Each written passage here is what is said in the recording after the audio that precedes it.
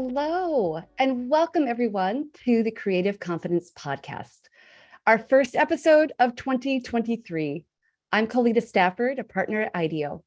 The Creative Confidence Podcast is where we talk to special guests and subject matter experts about creativity, leadership, innovation, and growth.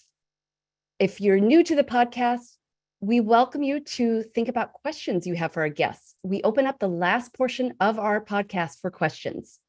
Today, we're going to be talking about friendship in the workplace, and I'm thrilled to welcome Kat Vellos. Kat, welcome. Hi. Thank you so much for having me. So for those of you who are joining us live today, please put your name in the chat. Tell us where you're calling from. And Kat and I have a question that we would love to get things started. We'd love to hear from all of you. What's one area in your life that you want to experience deeper connection this year? So give that some thought. And if you're comfortable, we would love for you to put that in the chat. As you're thinking about that, and welcome everyone. Kat, you can see who's joining us today. Today, we'll discuss why it's so important to foster deep connections at work, as well as some strategies. In particular, Kat has some amazing tips and guidance for how we can ask better questions and how we can use questions to connect with our coworkers, no matter where you sit in an organization or in a team or in your community. So Kat, have you had a chance to look at what are some of the places that people want to experience deeper connections? What are you seeing?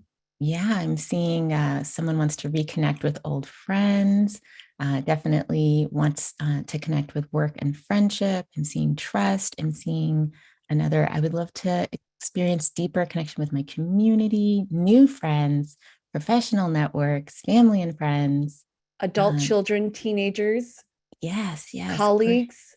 Great answers here. I'm guessing you probably have some strategies and some guidance for all of these situations. Yes, I do. I'm very excited to see the energy in the chat and the energy in the room. And I'm looking forward to today's conversation. Me too. So Kat, let me do the honors of giving you a proper bio introduction. So again, today for our conversation, our expert is Kat Vellos. Kat is an author and thought leader in building connections, including friendships in the workplace. And she's the author of the book, We Should Get Together, which I highly recommend. Great visuals, by the way, throughout that book.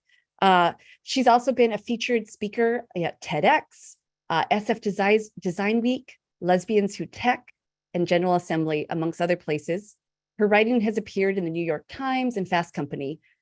You have a background in user experience design, but a lot of your time these days is spent facilitating team bonding and hosting interactive events in companies, at conferences, in community groups.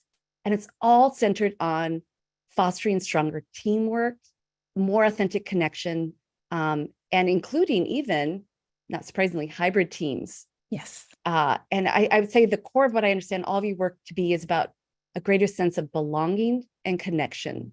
Absolutely. How would you say what is most valuable to you in the work you do these days? You nailed it. Okay. You totally nailed it. Then I'm going to stop talking because we really want to hear from you. So let's get started. Kat, where are you located and what is something that is inspiring you as we kick off 2023? Yes. So I am in California in the Bay Area. So hello to all my California people out there today.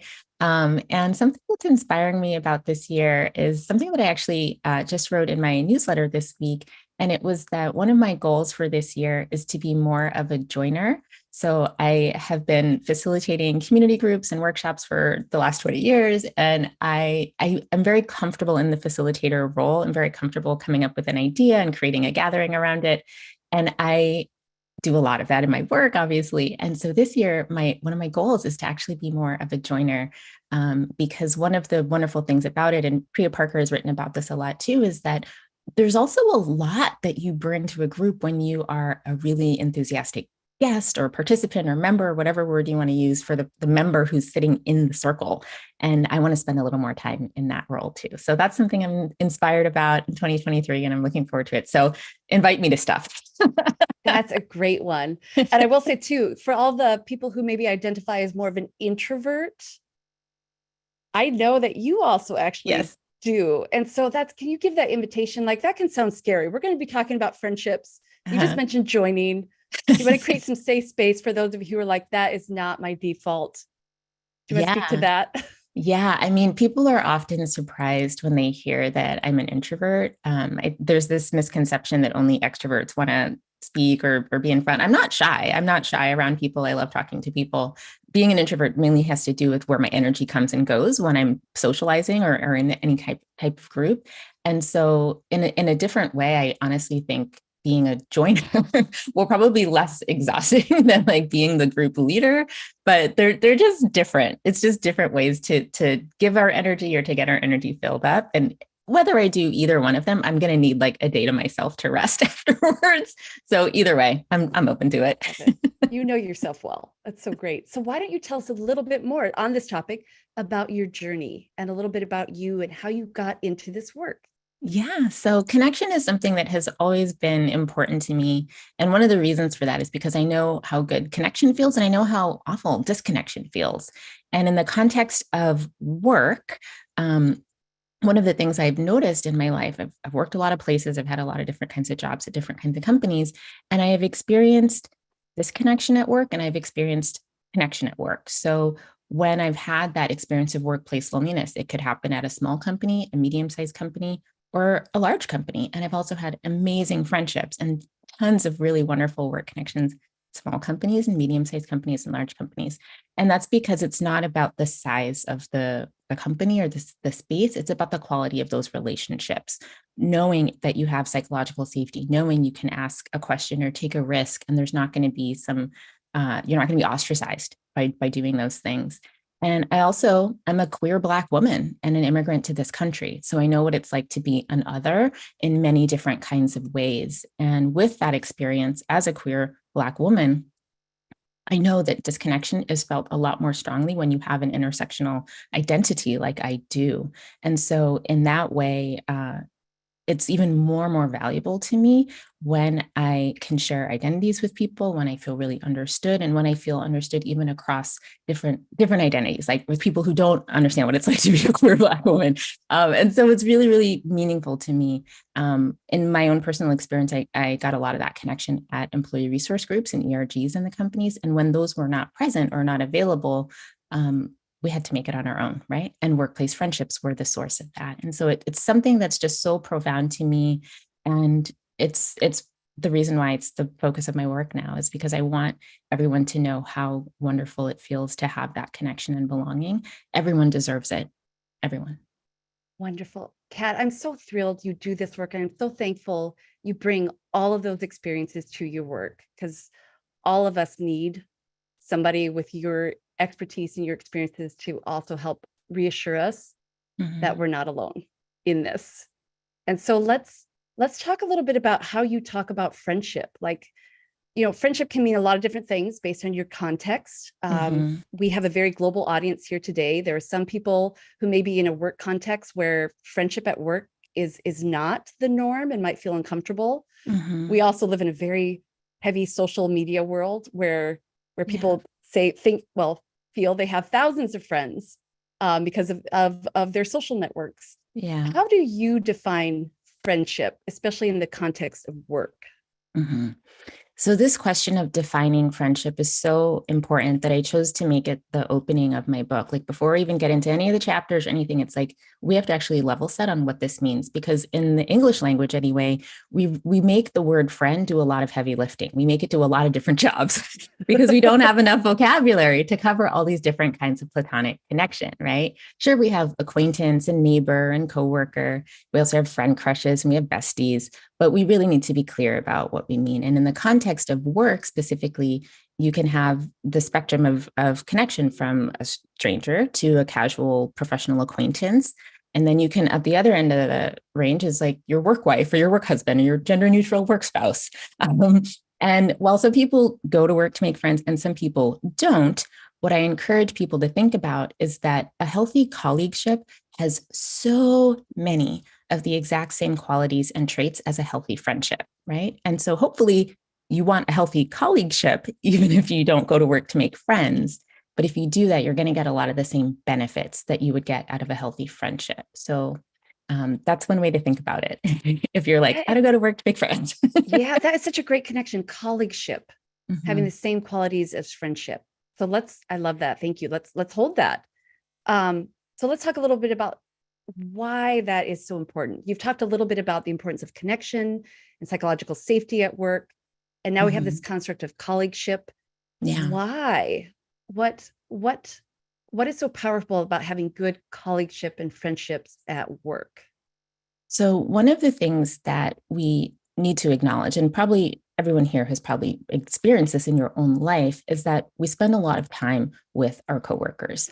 And if we ignore, so there's a chart that's up on screen right now, and this is from the our World in Data Time Use Survey. And what you notice here is that the amount of time we spend with friends, if we can hover on the friends line, it And peaks. just in case people aren't looking at the screen, what we're looking Yeah. at is so it's who Americans spend their time with by age. And across the bottom, we have 8 stages of ages from 15 to 80 plus. And then on the other axes and the up down axes, we have minutes. And then there's a variety of different, you can see different ups and downs of how these vary over time. So yeah, talk us through it now, Kat. Mhm.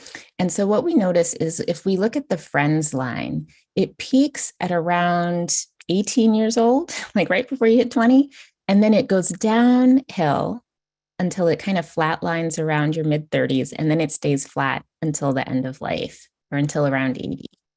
And what we notice with the coworkers line is that it steadily rises from 15 to about 25, and it stays high basically until you're 55. And then it slowly drops, right? People start to retire after they're 50, 60, et cetera. And in all those years, it's higher than the with friends line Yes, is one thing to note.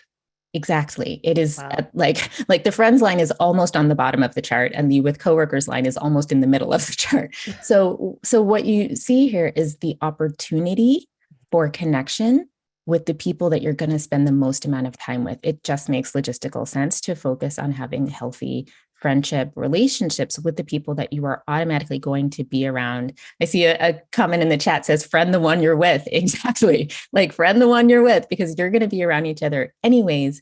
And to live without the benefits of healthy platonic relationships has so many impacts on our health and well-being that we really just cannot ignore the potential and also the importance of having these healthy colleagueships. As I mentioned earlier, healthy friendships and healthy colleagueships have many of the same characteristics. They include things like trust, mutuality, and supporting each other, having some kind of shared goals, collectivism, teamwork.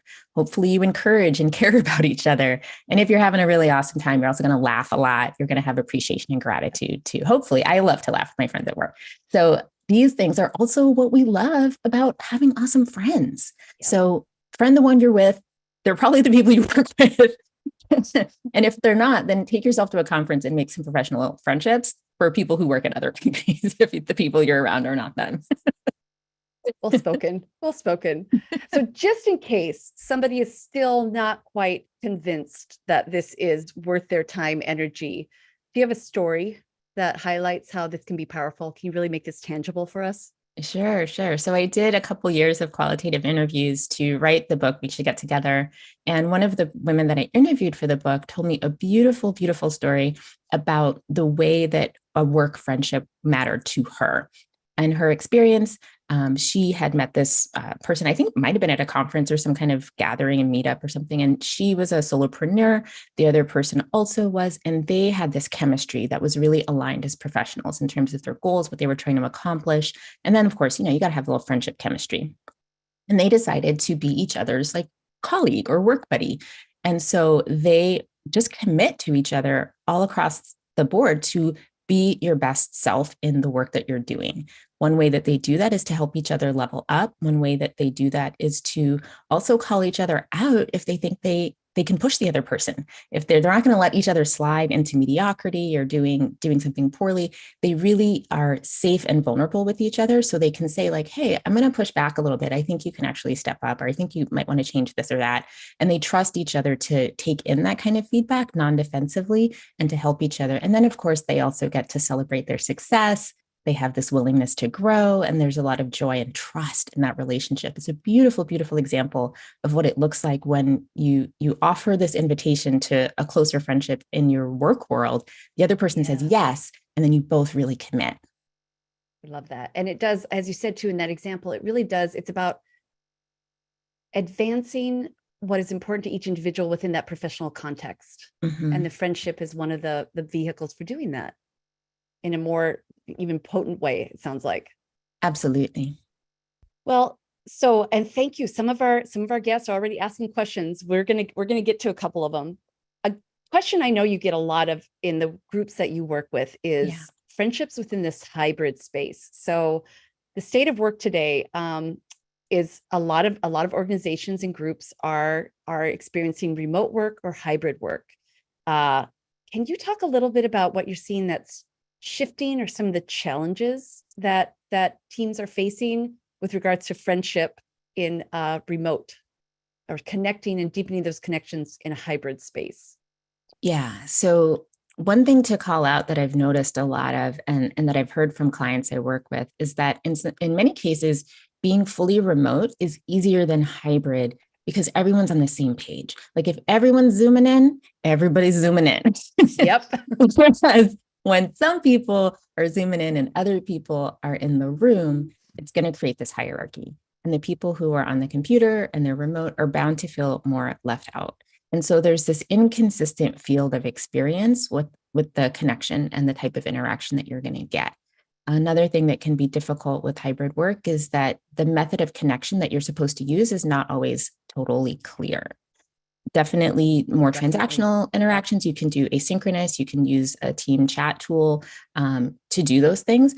But if you're only doing the transactional interactions asynchronously and you're saving special conversations for face-to-face, that means these special conversations are always going to leave out the people who can't be face-to-face, right? Thank you for naming that. I think all of us can relate to that, but might not have experienced it with such a point on it. Yeah. Mm-hmm. And so there's this hierarchy that happens. The privilege gets allotted to people that can be in person, and it can create this sort of like, not exactly cliques, but sort of different groups with different access and different levels of belonging. Okay. And so that's real. We just got to acknowledge it and name it, and then work to change that. And another thing that happens with hybrid work and remote work both is that because the opportunity for spontaneous connection and interaction isn't just going to happen in the hallway or like getting your coffee and your tea in the kitchenette, you have to actually make time for it. And one of the biggest challenges I hear from clients and people who come to my gatherings and stuff is that they feel guilty making time to connect with coworkers. If they book a half hour to have coffee or to take a walk and talk or to do lunch, they feel like they're wasting time. Even one of the women who said this to me was an HR professional who literally tells her staff to make time to connect, and she herself feels guilty making a coffee date with a coworker, you know? Well, but thank you for, yeah. Well, I mean, it starts with awareness, naming it. And then, like you said, so we can work towards changing that, or we need to work towards changing it. Yes. Keep going on that. How else can we work towards changing this? What else do you guide people to do? Yeah. So on that last point, I'm going to continue and pick up there, which is to say, if you feel like making time to connect at work is going to be a waste of time or a waste of money, I would like to empower you with some data right now. Okay. So one of the things to understand is that when you help yourself and your colleagues to feel a stronger sense of belonging at work, you are demonstrably and financially supporting your company. And that's because research shows that when people feel lonely at work, they're twice as likely to quit. They're also twice as likely to get poached by another company. This has been reported in Forbes. And when you need to refill a role that someone has left, it typically costs between 50% to 200% of their salary to refill that role. And so that's from Gallup. And if you are helping each other feel connected at work and stay in that job, stay at that place where you feel so connected, you are saving your company a ton of money. And you are also supporting the efficiency because you have all the institutional memory and all the belonging, all the connection that comes with like being there in a place for a long time. So feel good about that. So if you're like, I need to a 20-minute coffee every week, is that going to waste a lot of time and money? It's like, no, you're going to be saving like exponentially more money than it would cost if one or both of you left that place because you didn't feel like you belong there. Love it. And people are saying to love the data, love the business case for it, Yes. if you will. Do you have a couple examples of how people might make it even more of a habit or just like beyond just the one-offs? Absolutely. I'm a big fan of recurring. It's like one of the best ways to build connection and friendship in life is to set a recurring thing. So, one way that you can do that, if you want to make it a habit, is to set a time when you can connect with that person. And it's during the workday. So, for example, I had a colleague at my last job. I was working at Slack, and I really just loved this coworker of mine. She was great. But to connect at night or to go to happy hour or to meet up on the weekend, it was like impossible. She was a mom. I don't have kids, but I understand parents is busy at night and on the weekends. So we made a commitment to like eat lunch together once a month and to do like a casual walk and talk occasionally during the month. And that was enough to feel like we weren't just transactionally like on the same team, but we were actually connecting in a meaningful way on a regular basis during the workday. And that's okay. Something else that's an example that you can do is to just set a recurring monthly lunch date and choose to make it with someone that you don't regularly work with. So that could be somebody who's a part of your favorite ERG.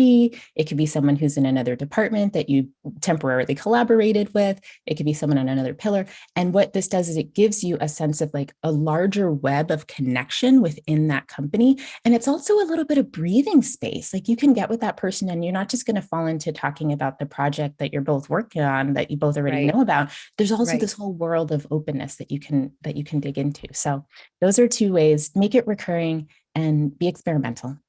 I love it. And just even, I mean, that's an example where individuals might take initiative.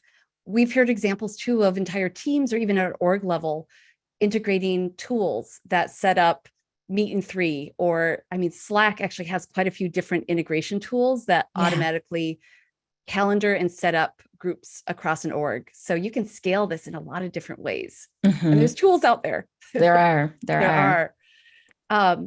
So Kat, this is you making it so tangible.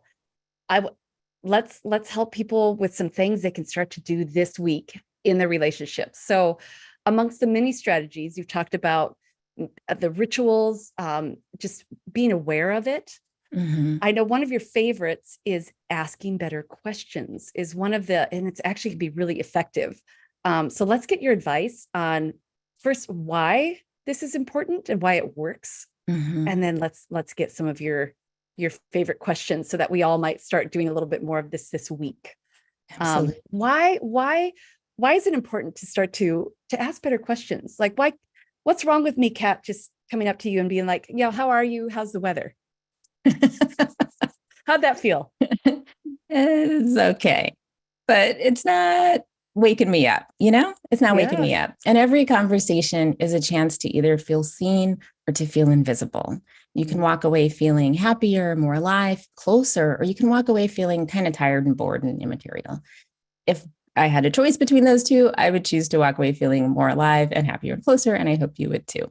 And so when we default to the same social scripts of like, how's the weather? Where are you from? You know, what's new? If these questions make you come alive, by all means, go ahead and do that. But if you want to take a chance to approach your conversations in a braver way, to have an opportunity to feel more alive, to surprise yourself and the other person by hearing something that you weren't expecting to hear, then ask a new question, because every question is an invitation and you have this opportunity to experience reality in a new way when you have a different kind of conversation. And so I'm a big fan of invitations, and my whole TEDx talk is about invitations. And so think about every question you ask as a type of invitation. You can have a sense of adventure, you can bring a sense of play, you can make it really deep and heartfelt. But think about how, if a conversation is not just a thing we're doing, but a space we go to, an energetic space we go to that we spend a lot of our time in, say, what kind of question is going to invite that kind of space, energetic space I want to create and share with you. I want to just pause there and capture that. So this idea of questions are an invitation. So even if just taking that moment to pause, what is my intent of this? I want to create an invitation. I want to the energetic space. This is just that moment. I'm like, okay, So I understand from your work, Mhm. you actually have ways of helping people kind of organize questions in these different energetic themes. Yeah. And all of us can find out more at your website that we should get together. We'll provide more of these links later in the talk as well. But so talk to me about what are some of those categories of energy that you can create, and what are a couple questions that we can all start to practice? Yeah. So one of the references you're making, I'll explain for the folks who are listening, is I have two different sets of tools basically at my site right now for if you want to do this in your life. So one is Better Conversations Calendar, and the other are my Better Than Small Talk conversation cards, which, by the way, the majority of those are in the back of the book. We should get together if you just want to get a twofer. So there you go. And there's different ways to do those. Those are separated into categories. So like the cards, there's like a category about relationships, a category about identity, a category about society. There's a category just about imagination, like imaginative questions. And then in the calendar, they're all alternatives to typical small talk questions. So if you're tired of asking, how are you? How's the weather? Where are you from? Et cetera. How was school today? There's a month of alternatives for each of these. And when you think about how to make this a practice in your life, there's two ways to go about it, either leading or diverting, right? So if you hear a low vibration question and you want to ramp it up to a high vibration question, there's two ways. So if you want to practice leading, one way to do that is to be upfront. Tell people what you are trying to do and why. Like start the conversation, kick it off with something different or surprising as the question. And then if you're going to be leading a meeting where you're planning to do this, another thing you can do is give people a heads up and give them homework and say, I want everybody to come with an interesting question you want to share. And then they have time to think, they have time to kind of look around, and then they show up ready and they're not like on the spot. If you want to practice diverting, which is quite frankly the more common opportunity, someone's going to ask you a question. They're going to say, hey, like, how's the weather? How's your, where are you from? What you can do is to divert that and say, I'm taking a break from that question. Is it cool if we try a different question? I have one that I've been having fun with lately. Or you can answer their question first. And then when you have a chance, share one that you really want to talk about that kind of lights you up or that you're really curious. Thank you for modeling the specific things to say. Like, I think that is part of what creates just enough of a hiccup for some of us to try these things. Mm-hmm. So you actually have a way of moving from diverting and voicing it, being intentional. Mm-hmm. Love it. And Yeah. how do you model if you want to lead? Like, what do you say in that situation? Mm-hmm. Usually I will, if I'm going to a meeting, let's say I'm leading meeting at work or something, I will, and I'm facilitating the call, I will just start by either putting it in the chat, be like, hey, we're going to warm up with a new question today. And I'll just put it in the chat. So it's right there. Or I will just verbally say, we're going to warm up today with a different question. And then I'll share it that way. And do you even reveal the intent, with the intent being of, okay, yeah. Yeah. So yeah, there's nothing wrong with telling people I'm taking a new approach to conversation this year, or I'm taking a new approach to questions this year. I'm taking a new approach to warm-ups and small talk this year, or this month, or this week. Do you want to try it with me? And when you invite them, do you want to try it with me? Can I ask you a different question? I've never had anybody say no.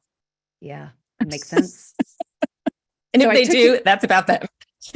Right. Well, so you have some strategies for that too. So how do you, let's go back to the diverting. Okay. What are some other ways that you guide people to bring these questions? And what are a couple of the questions that you would recommend? Yeah. So on the back of the calendar, I have tips for diverting. Like I said, one is to say, it's great to connect with you again, Colita. Do you mind if we kick off with a new question today? Or can I ask you something that's been on my mind? That gives me so much energy. Yes, let's do it. Right. So it's good to have a few go-tos on hand. So there's over 300 questions here in this kit. And I say just keep like 2 or 3 on hand that you think you're going to remember or that you really want to try out for a week or two. So a few that I like to have on hand that I have found work really well. One is, what are 3 tabs you have open on your computer right now? That'll tell you a lot about where someone's mind has been lately. Another that's really good in a group is, what are 3 songs you loved as a teenager and why? And then one we did as a warm up just very recently is what's something delicious you ate recently. Love So it. they could take you different places. Those ones are all pretty light. I suggest starting with something light, although in each month, the questions do get heavier over the week. So you can go to like deeper places by the end of the month, but start with something a little bit lighter. You don't want to freak everybody out right away. Yeah, yeah. I love that advice, and that does make sense. And since we have you and you are an expert in this, can you give us an example of some of those deeper ones or some of the ones that might be that people feel a little trepidatious to go into? Mhm. Like, I know you have an entire section on talking about race, you have an entire section on talking about imagination. What take us, take us to one of the areas that and guide us on how we might deepen some of our questions for deepening the connections. Yeah, yeah. So with that, I'll say, generally you want to either have a certain depth already of trust and closeness in the friendship so that you feel like you can open up with a deeper question right away. Otherwise, you're going to want to work up in levels. Because if you just jump right away to like a kind of more personal question, it can throw off the balance. It can actually be a disconnecting experience. So you want to make sure again that you have that trust that you maybe preface with like, can I ask you a question that's a little bit personal? And they might say yes, or they might say, I'm not in the mood for that. If they say yes, some of the ones that I have found lead to really interesting conversations is what's the unresolved conundrum that you keep going back to in your mind? That they can go in any number of directions. You don't know what you might get. And if that's part kind of the point. Yeah. Yeah. Another one that I think can lead to really interesting storytelling is, can you tell me about a time you took a risk and it worked out well, or a time you took a risk and it didn't work out well? Yeah. Love these. So Mhm. Kat, you've just given us just a taste of ways we might be inspired. And I am going to start to move us to questions because we have a few good ones already. Sure. And I invite anyone who's with us, if you have any questions for Kat, please put them in the chat. So Kat, we do have one, and it's a theme I'm guessing you've gotten before on the theme of relationships at work, friendships at Mhm. work. Let's talk about boundaries. Yeah. So we have someone asking about how important is it to set up boundaries within relationships at work? And we'll do a follow on in a moment, but you don't have to start here, especially with maybe a supervisor or a boss. Mm. But let's just start in general. Do you think about, are there any ways to think about boundaries within relationships at work? Definitely, because it's a professional setting, right? So you want to err on the side of professionality in that space based on the culture of your workplace, right? So, because every company and every team has a different culture in terms of what that looks like.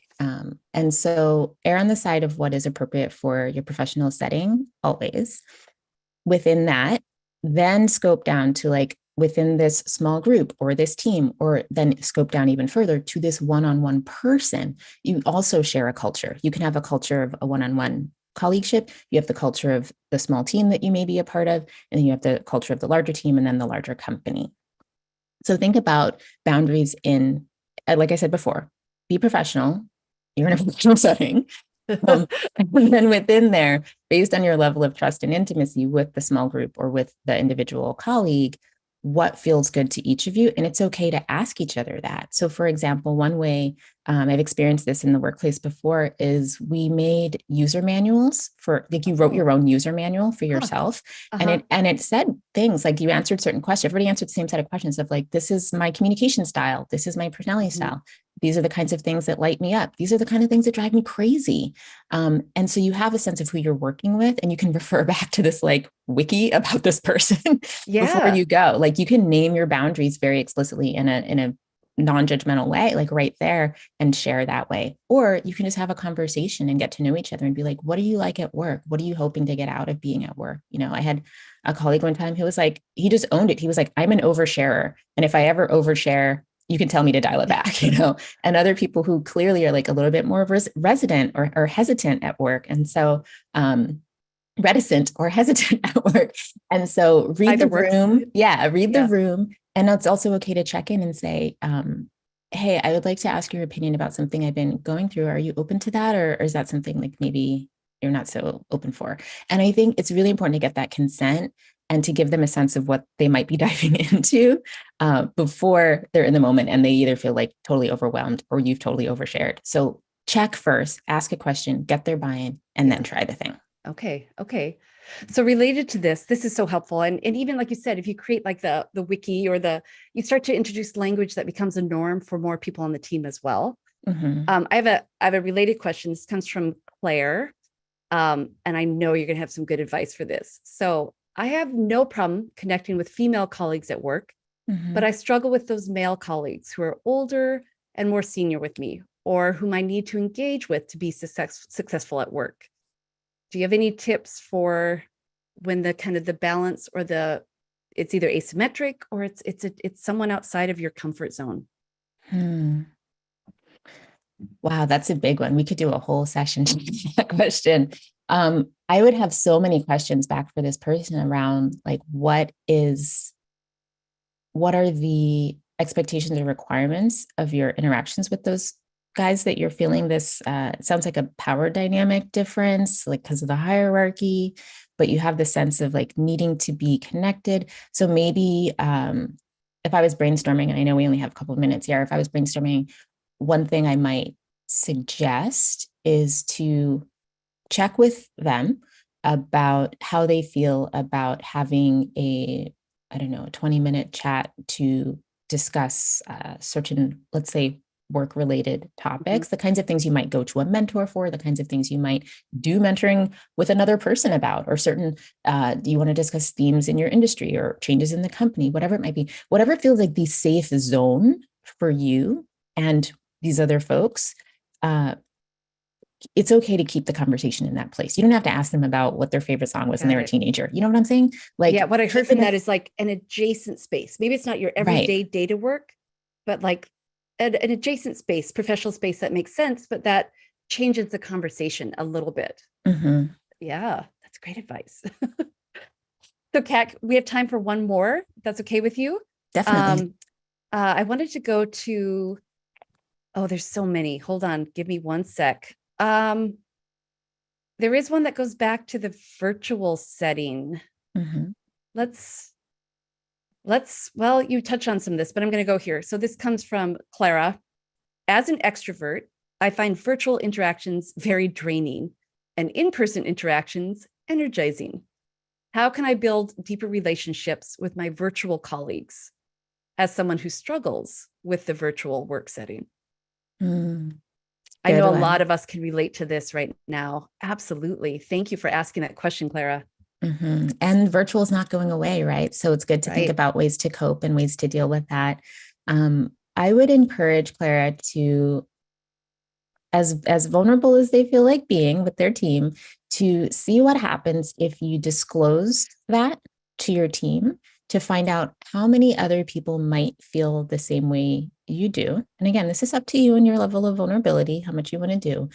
But if you then get 2 or 3 enthusiastic, oh my God, so relatable, I feel the same way, what can we do?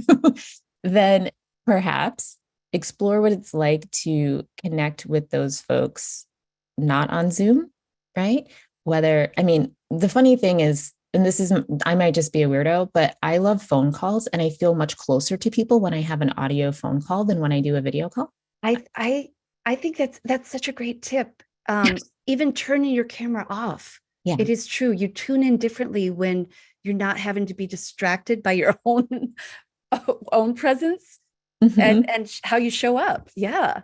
Yeah. So maybe see if they want to do whatever fidelity of connection helps you feel connected, see how that feels to them. And then maybe you do that. Maybe it is a phone call. Maybe you decide to do something outside of work that you can meet up at. I don't know, again, how near or far you are to the coworkers that you're doing the virtual thing with Clara, but maybe there's a way to once every 2 months, you guys do get together and you supplement your all the time Zooming for work with some phone calls or take it to video, to voice memos, which are also my next favorite high fidelity connection. It's like instead of texting, send a voice memo. It is so much more rich and like warm than just written text. Yeah. So and things actually like that. faster too. Like you can, I'll speak for myself. I can spend a lot of time wordsmithing when I'm trying to write something. Uh-huh. Yeah. Yeah. So, and yes, we have someone who also loves voice memos. So, Kat, we are nearing the end of our time together. Let's do our best here to recap a couple things that we want to So, how do you cultivate for if you're in an individual role, in a team lead role, or maybe at a company or an org wide role? I'm going to do my best to recap what I think I heard, and then you make it even better.